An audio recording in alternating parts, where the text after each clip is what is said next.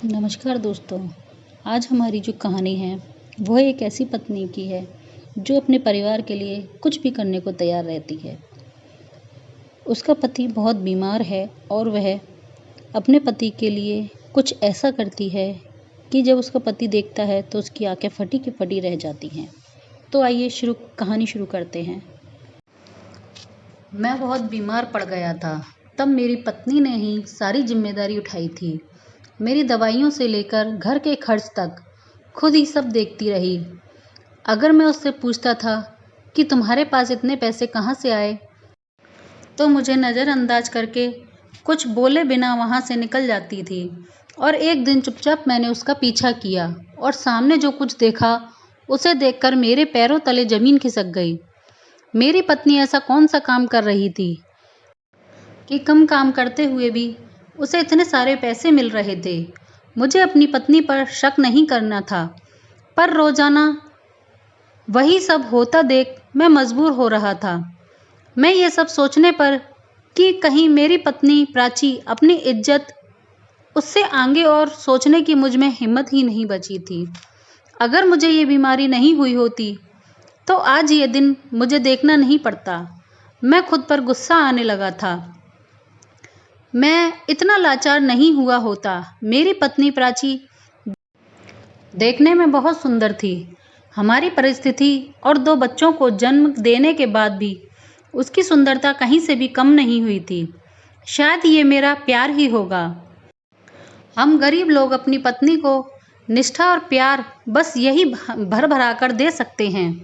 गरीब परिस्थिति में भी हम खुश रहते थे, लेकिन मेरी बीमारी के कारण सब कुछ तबाह हो गया। कोई रहता होगा और मेरी पत्नी लोगों के यहाँ काम करने लगी। रोशनी आ रही थी। वो जब तक घर नहीं लौटती मुझे चिंता लगी रहती थी। जब तक मैं काम पर जा रहा था तब तक मेरी पत्नी 4 दीवारी के अंदर सुरक्षित थी। लेकिन अब ये सब देखकर मुझ पर क्या बीत रही है ये मैं ही जानता हूँ। मुझे प्राची अब पहले से ज़्यादा कमज़ोर लग रही थी। रात में वो बच्चों को लेकर सो गई, पर सुबह उठ नहीं पाई थी। बहुत बुखार आ गया था उसे। शायद रोज के काम के कारण थक गई होगी। उसे परेशान होते देख मुझे अब उसकी फिक्र होने लगी थी। बहुत कमज़ोर हो गई थी, इसीलिए मैंने उसे आज उठाया ही नहीं।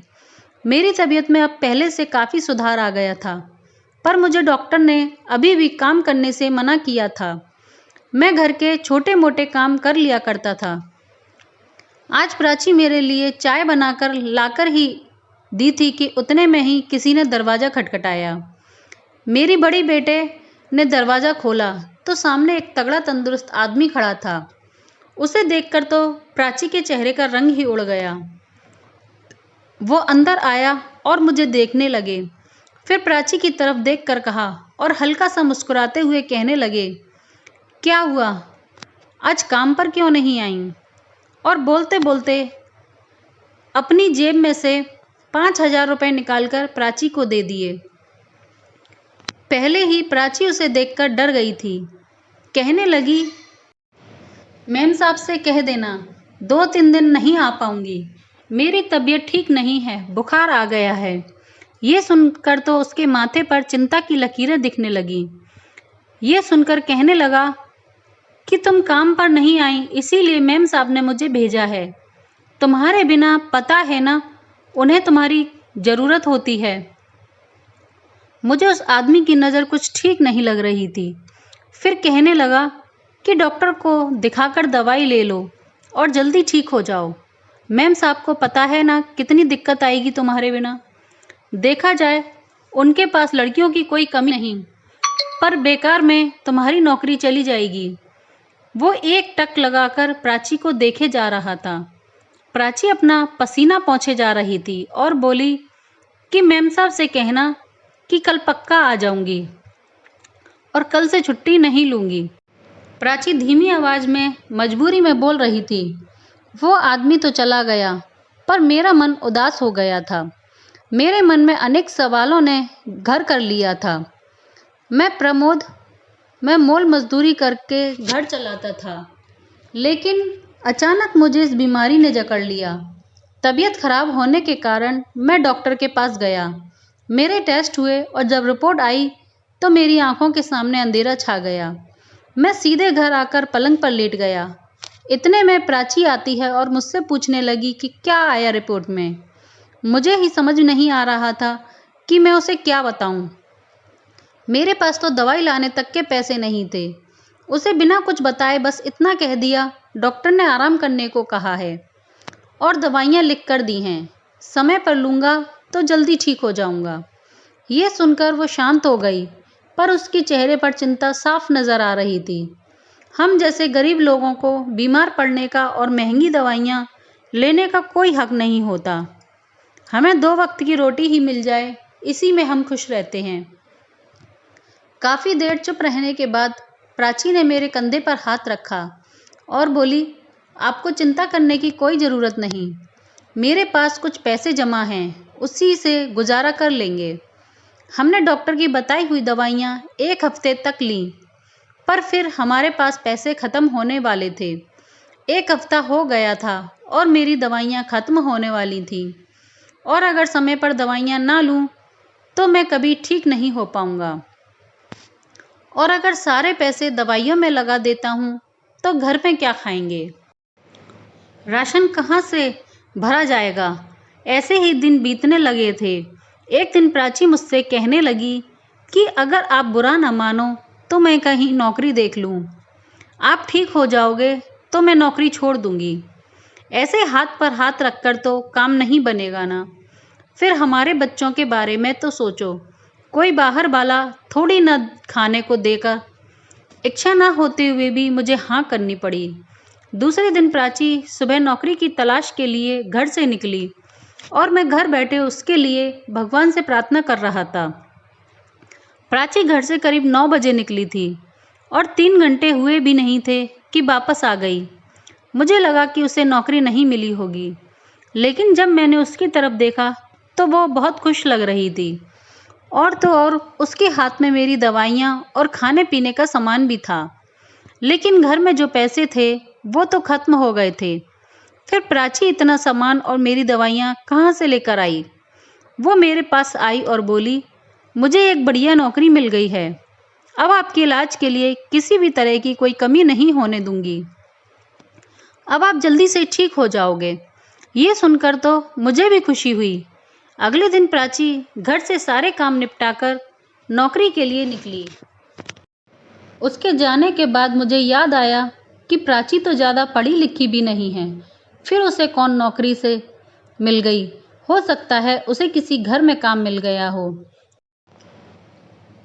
मैं सोच ही रहा था कि वो 3 घंटे में वापस लौटकर आ गई और मैंने उससे पूछा कि प्राची, तुम इतनी जल्दी कैसे आ गईं? फिर वो कहने लगी कि मेरी नौकरी बस इतने ही देर की है, इतने समय में मैं अपना काम करके वापस आ जाया करूँगी। मैं हैरान था कि ऐसी कौन सी नौकरी है सिर्फ 3 या 4 घंटे की। वो साथ में आज भी खाने पीने की चीज़ें और मेरे लिए फल लेकर आई थी। इस बढ़ती हुई महंगाई में कहाँ हम सिर्फ सब्जी रोटी खाकर दिन गुजार रहे थे, और कहाँ आज हमारे घर में खाने पीने का सारा सामान भरा हुआ था।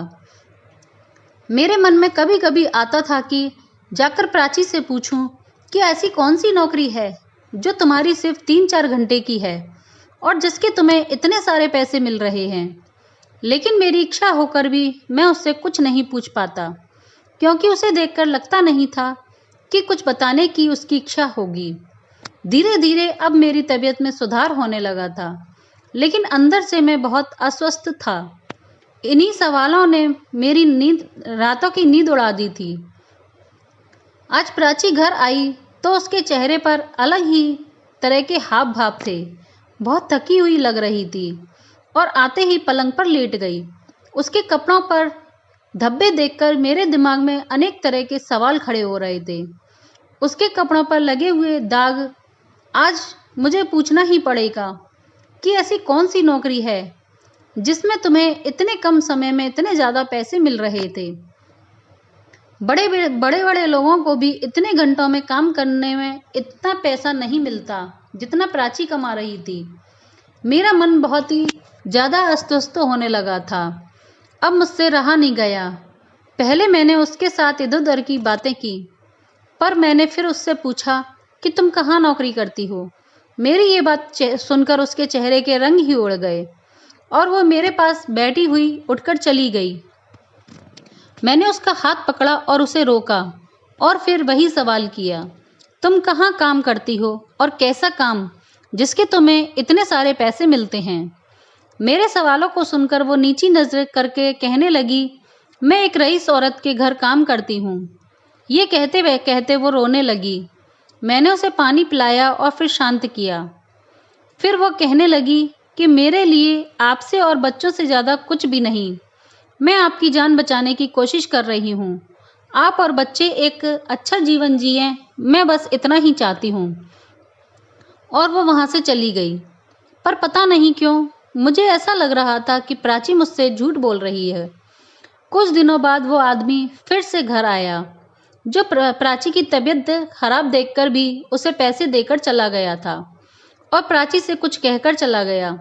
एक पति अपनी पत्नी पर पड़ने वाली हर बुरी नज़र को पहचान लेता है और वो आदमी जिस तरीके से प्राची को देख रहा था, लग रहा था कि उसकी आंखें नोच लूं।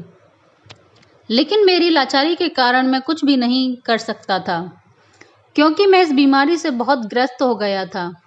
मुझे मरना नहीं था, क्योंकि मेरे बाद मेरी बीवी बच्चों का कोई सहारा नहीं था, क्योंकि प्राची एक आश्रम में पली बड़ी थी और मैं वहीं से उससे शादी करके उसे अपने साथ लाया था। सब कुछ बहुत अच्छे से चल रहा था, लेकिन मेरी बीमारी ने सब कुछ तबाह कर दिया। अगले दिन प्राची हमारे बड़े बेटे को अपने साथ ले गई और लौटते हुए उसके हाथ में ढेर सारे खिलौने थे और दोनों बहुत खुश लग रहे थे। मात्र मेरा सिर सोच सोच कर फटा जा रहा था। अब मैंने मन बना लिया था कि चाहे कुछ भी हो जाए, मैं अब पता करके ही रहूँगा कि प्राची को ऐसी कौन सा काम मिला है जिससे उसके इतने सारे पैसे मिलते हैं। मैं रात भर नहीं सोए। दूसरे दिन प्राची काम पर जाने के लिए घर से निकली तो मैंने दोनों बच्चों को घर के अंदर बंद कर दिया और उसके पीछे तेजी से चल पड़ा। मेरे दिल की धड़कनें तेज हो रही थी। प्राची भी तेजी से चल रही थी और देखा तो प्राची किसी मेम साहब के घर की जगह एक छोटे से घर के सामने जाकर रुक गई। वहाँ वो ही आदमी खड़ा था जो उस दिन मेरे घर आया था। उसने प्राची को अंदर आने का इशारा किया। यह सब कुछ देखकर मेरे पैरों तले जमीन खिसक गई। प्राची अंदर जाते ही वो भी अंदर चला गया और 2 ही मिनटों में दोनों बाहर आ गए। कुछ देर बाद एक टैक्सी आती है और दोनों उसमें बैठकर चले जाते हैं। मैंने भी तुरंत एक ऑटो पकड़ा और उनका पीछा करना शुरू किया। कुछ देर बाद वो टैक्सी एक अस्पताल के सामने जाकर रुक जाती है। अब तो मेरे मन में अजीब ख्याल आने लगे कि कहीं इस इंसान ने मेरी पत्नी के साथ कुछ गलत तो नहीं किया ना, कहीं प्राची प्रेग्नेंट। तभी मुझे याद आया कि कुछ दिनों पहले प्राची को चक्कर आ रहे थे। अब मुझ पर क्या गुजर रही थी ये बस मैं और मेरा भगवान जानता था। मैं जैसे जैसे अस्पताल के अंदर गया, प्राची और वो आदमी एक रूम में गए। उस रूम में लगी हुई कांच से मैंने अंदर झांकने की कोशिश की और देखा एक औरत एक फोल्डिंग बेड पर लेटी हुई थी और डॉक्टर भी थे। वो आदमी उस औरत के पास खड़े होकर रोए जा रहा था और उस औरत के सिर पर हाथ फेरे जा रहा था। मैं वो सब देख तो रहा था, तभी एक नर्स पीछे से आती है और मुझे से हटने के लिए कहती है। मैंने नर्स से पूछा कि अंदर कौन सा पेशेंट है। फिर वो बताने लगी कि अंदर जो पेशेंट है उनकी किडनी खराब है, उसका पति किडनी ट्रांसप्लांट करवा रहा है और उसके लिए वो एक औरत जो रोज अस्पताल लेकर आता है और उसके सारे टेस्ट करवा रखे हैं और कुछ दिनों में ही उसका ऑपरेशन होने वाला है। ऐसा बोलकर वो अंदर चली गई। इसका मतलब प्राची अपनी किडनी उस औरत को देने वाली है। वो इतना सब कुछ हमारे लिए कर रही थी और मैं पता नहीं क्या क्या सोचे जा रहा था। कुछ समय बाद प्राची उस कमरे से बाहर आई और मुझे सामने देखकर वो दचकची गई। मैंने उसे बताया कि मुझे सच पता चल गया है। वो ये सुनते ही फूट फूट कर रोने लगी। मुझसे कहने लगी कि मुझे इसके लिए मत रोको, मैंने तुम्हारी जान बचाने के लिए इस औरत की ज़िंदगी बचाने का भी वचन दिया है। वो आदमी उस औरत से बहुत प्यार करता है और ऑपरेशन से पहले ही हमें 5 लाख रुपए देने वाला है। फिर कुछ दिनों बाद उस औरत का ऑपरेशन हुआ, वो भी बच गई और आज मैं भी स्वस्थ हूँ और प्राची भी। दोस्तों, ये थी हमारी आज की कहानी। अगर आपको पसंद आई हो तो लाइक करें, शेयर करें और कमेंट करें एंड चैनल को सब्सक्राइब करें। धन्यवाद।